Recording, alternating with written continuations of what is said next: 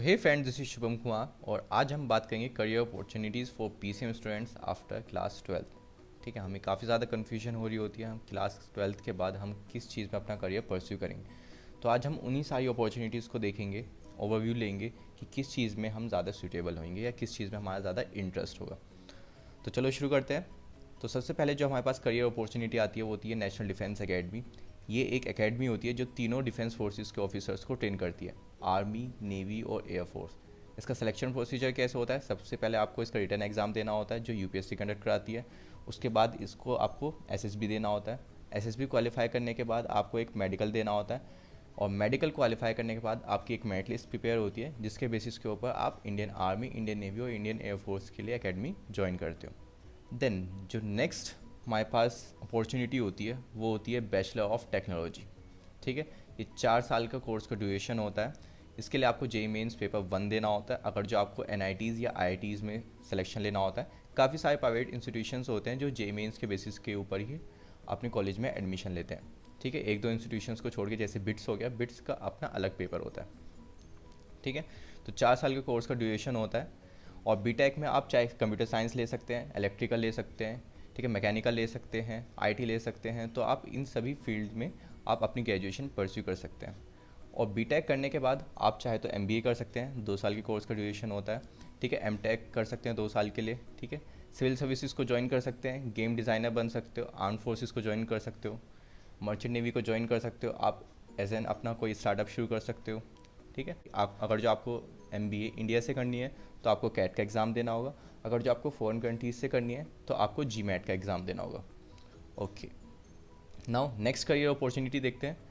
Next career opportunity होती है हमारे पास बैचलर इन आर्किटेक्चर, मतलब बी आर्क।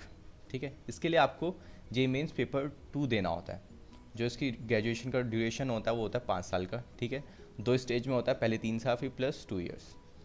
और इसके लिए आपको जेईई मेंस पेपर 2 देने के बाद, आपको क्वालिफाई करने के बाद आप एडवांस देते हैं। एडवांस क्वालिफाई करने के बाद आप सिर्फ 2 ही आईआईटीज़ में एडमिशन ले सकते हैं, क्योंकि सिर्फ 2 ही आईआईटीज़ हैं जो आर्किटेक्चर का कोर्स परस्यू कराती हैं। एक आईआईटी खड़गपुर होता है, दूसरा आईआईटी रुड़की होता है। बाकी कोई भी आईआईटी, ठीक है, जो आर्किटेक्चर का कोर्स होता है वो नहीं कराती है। देन नेक्स्ट करियर अपॉर्चुनिटी जो हमारे पास होती है वो होती है बीबीए। ठीक है, आप 3 साल की बीबीए कर सकते हैं 12th के बाद और फिर 2 साल की एमबीए कर सकते हैं। एमबीए भी काफ़ी अलग अलग वैरायटी की होती हैं। सबसे पहले हमारे पास फुल टाइम एमबीए होता है, सेकंड हमारे पास ऑनलाइन एमबीए होता है, फिर थर्ड हमारे पास एग्जीक्यूटिव एमबीए होता है और फोर्थ होता है हमारे पास पार्ट टाइम एमबीए।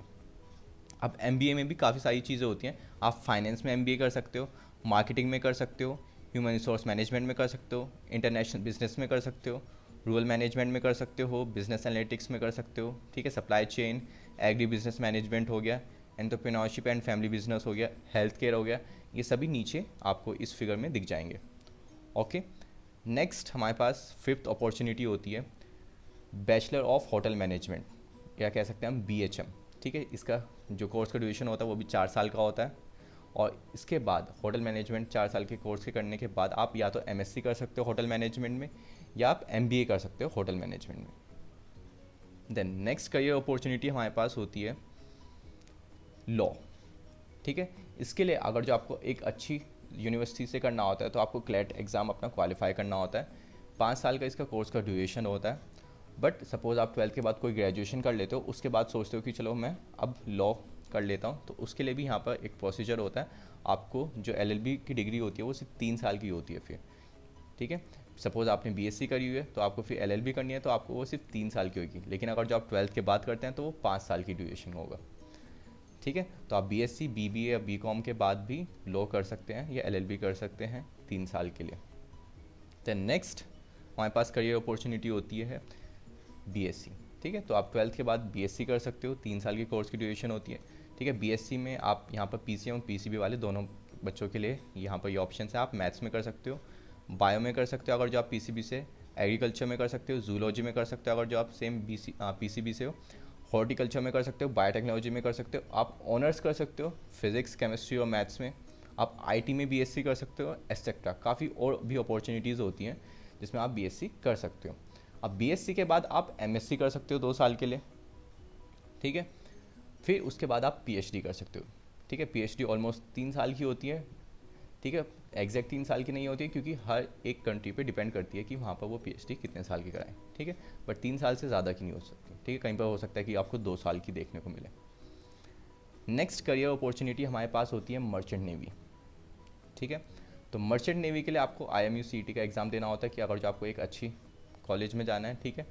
तो जब IMU CET का एग्ज़ाम आप क्लियर कर लेते हैं, तो उसके बाद आपको 3 साल का BSc नॉटिकल साइंस का कोर्स कराया जाता है, और फिर डिप्लोमा कराया जाता है 1 साल का। उसके बाद आप एज एन मर्चेंट नेवी को ज्वाइन कर सकते हो एज एन डेक ऑफिसर, ठीक है। जो इसमें सबसे हाईएस्ट पोस्ट होती है वो होती है कैप्टन की, उसके नीचे फिर first officer, second officer, third officer होता है, ठीक है। और जो इसमें कैप्टन की हाईएस्ट सैलरी होती है वो 8 to 9 लाख पर मंथ के अप्रॉक्स होती है, which is a very good salary. Okay, next career opportunity हमारे पास होती है कमर्शियल पायलट ट्रेनिंग, ठीक है। ये जो कोर्स होता है ये थोड़ा सा एक्सपेंसिव होता है, 45 to 75 लाख होता है, ठीक है। डिपेंड करता है आप कहाँ से कर रहे होते हैं, किस कॉलेज से कर रहे होते हैं।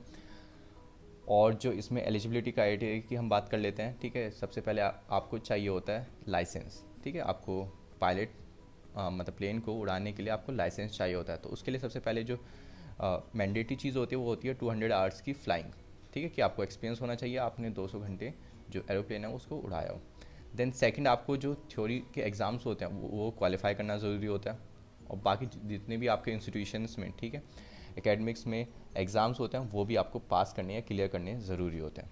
देन इसके बाद क्लियर करने के बाद जब आपको लाइसेंस मिल जाता है तो इसमें सैलरी भी काफ़ी अच्छी होती है, 4 to 5 lakhs पर मंथ होती है, ठीक है। तो it's a very good salary. Next career opportunity आपके पास मास कम्युनिकेशन की होती है। मास कम्युनिकेशन के लिए अगर जो आपको अच्छी यूनिवर्सिटी से करना है या अच्छे कॉलेज से करना है तो आपको IIMC का एग्ज़ाम देना होता है, ठीक है। जो मास कम्युनिकेशन आप BSc में कर सकते हो, ठीक है, या BA में कर सकते हो, या डिप्लोमा कर सकते हो ग्रेजुएशन के बाद, ये आपके पास चॉइस होती है, ठीक है। तो 3 साल की BSc होती है, BA भी 3 साल की होती है। उसके बाद आप मास कम्युनिकेशन इनसे कर लोगे, BSc या BA से, ठीक है। अब इनमें क्या क्या आता है मास कम्युनिकेशन में, मीडिया आता है, जर्नलिज्म आता है, एडिटर आता है, राइटर आता है, रेडियो जॉकी आता है, एक्सेट्रा, ठीक है। काफ़ी ज़्यादा अच्छा स्कोप है मास कम्युनिकेशन में, अगर जो आपका इंटरेस्ट है तो आप परस्यू कर सकते हो। देन नेक्स्ट जो करियर अपॉर्चुनिटी होती है ये है फैशन डिज़ाइनिंग, ठीक है। इंडिया में ये थोड़ा सा कम है कि लोग फैशन डिज़ाइनिंग को कम परस्यू करते हैं, बट आप कर सकते हैं, काफ़ी ज़्यादा ही अच्छी अपॉर्चुनिटी है। अभी ये बिल्कुल जो फील्ड है इंडिया में ये अनटच्ड है ऑलमोस्ट, ठीक है। तो इसके लिए आपको क्या करना होता है, आपको एलिजिबिलिटी क्राइटेरिया की बात कर लेते हैं हम। यहाँ पर देखिए मिनिमम 45% मार्क्स चाहिए होते हैं 10+2 में, और आप BSc कंटिन्यू कर सकते हैं इससे फैशन एंड अपील डिज़ाइनिंग में। 3 साल का कोर्स का ड्यूरेशन होगा, या आप डिप्लोमा कर सकते हैं, ठीक है। डिप्लोमा भी 1 to 3 ईयर्स डिपेंड करता है आप कौन से कोर्स के लिए अप्लाई करते हो, ठीक है। डिप्लोमा करने के लिए आपके 10+2 में एटलीस्ट 50% मार्क्स की रिक्वायरमेंट होती है। ओके, नेक्स्ट करियर अपॉर्चुनिटी के बारे में हम देख लेते हैं गवर्नमेंट सर्विसेज, ठीक है। 12th के बाद आप किन गवर्नमेंट सर्विसेज को ज्वाइन कर सकते हैं, ये यहाँ पर मैंने आपको पूरी स्लाइड दिखा दी है। तो सबसे पहले स्लाइड में हमारे पास होता है इंडियन आर्मी का ऑप्शन, इंडियन नेवी आप ज्वाइन कर सकते हो AA SSR, ठीक है। इंडियन एयरफोर्स को ज्वाइन कर सकते हो X और Y ग्रुप, ठीक है।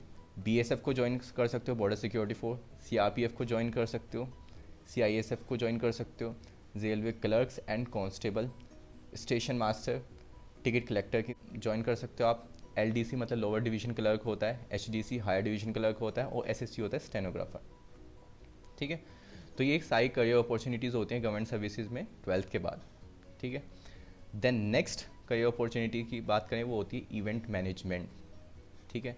ये भी फील्ड काफ़ी अनटच्ड है, लेकिन अगर जो आप काफ़ी ज़्यादा एक्टिव हो, ठीक है, तो आपके लिए काफ़ी ज़्यादा बेस्ट होएगा अगर जो आपका इंटरेस्ट भी हो साथ में, ठीक है। तो क्या करना होता है हमें, कुछ नहीं, बैचलर ऑफ आर्ट्स करना होता है in public relation and event management, ठीक है।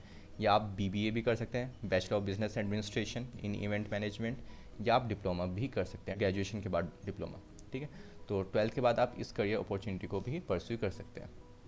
तो नेक्स्ट करियर अपॉर्चुनिटी हमारे पास आती है एनिमेशन एंड मल्टीमीडिया, ठीक है। ये भी काफ़ी ज़्यादा अनटच्ड फील्ड है अभी भी हमारे इंडिया में, ठीक है, क्योंकि इसमें अभी लोग जाना शुरू हुए हैं, बट इसमें काफ़ी ज़्यादा अच्छा स्कोप है। और इसका जो सभी कोर्सेज़ होते हैं वो 3 साल के अप्रॉक्स होते हैं, ठीक है। 3 साल की ड्यूरेशन होती है। तो सबसे पहले जो कोर्स होता है वो होता है BFA in digital art and animation. दूसरा जो कोर्स होता है वो ग्राफिक्स के लिए होता है। तीसरा कोर्स जो होता है वो VFX के लिए होता है। और फोर्थ एनिमेशन, ठीक है, तो आप इसको भी परस्यू कर सकते हैं अगर जो आपका इंटरेस्ट है।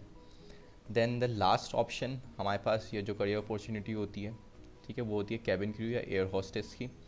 ठीक है, अब इसमें हमारे पास कैबिन क्रू में वो आते हैं जो प्लेन के अंदर रहते हैं। ठीक है, वो पूरा कैबिन क्रू ही बोला जाता है, चाहे वो पायलट हो या चाहे वो सर्वर्स हो जो हम सर्व कर रहे होते हैं वहाँ पर, वो सारे कैबिन क्रू में आते हैं। ठीक है, तो फर्स्ट हमारे पास अपॉर्चुनिटी होती है BBA इन एयरपोर्ट मैनेजमेंट। ठीक है, फिर डिप्लोमा इन एयरपोर्ट मैनेजमेंट कर सकते हो आप, कमर्शियल पायलट ट्रेनिंग जो पायलट्स होते हैं, डिप्लोमा कर सकते हो आप ground staff and cabin crew training में। ठीक है, या डिप्लोमा कर सकते हो एविएशन हॉस्पिटैलिटी में। ठीक है, या एरोनॉटिकल इंजीनियरिंग कर सकते हो, BSc कर सकते हो, या diploma in airfare and ticketing management. ठीक है, तो ये पूरा कैबिन क्रू में आते हैं। तो आप 12th के बाद इन सारे कोर्सेज़ में भी अपना करियर आजमा सकते हैं अगर जो आपका इंटरेस्ट है। तो चलो इसी के साथ वीडियो को ख़त्म करते हैं। Thank you for watching this. और आने वाली जो वीडियो होगी वो PCB की करियर अपॉर्चुनिटीज़ के बारे में होगी, जो स्टूडेंट्स PCB से हैं तो उनके लिए क्या अपॉर्चुनिटीज़ है। फिर नेक्स्ट वीडियो ऐसे ह्यूमैनिटीज़ और कॉमर्स के लिए आएगी। तो इसी के साथ वीडियो को ख़त्म करते हैं। जय हिंद।